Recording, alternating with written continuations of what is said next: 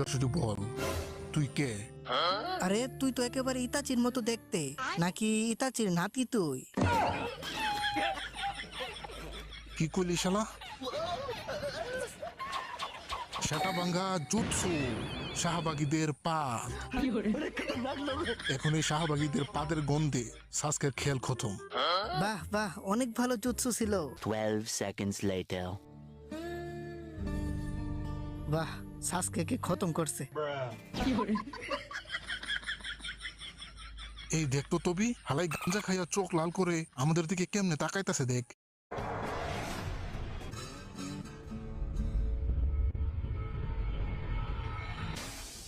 আরে এত অনেক ফাস্ট।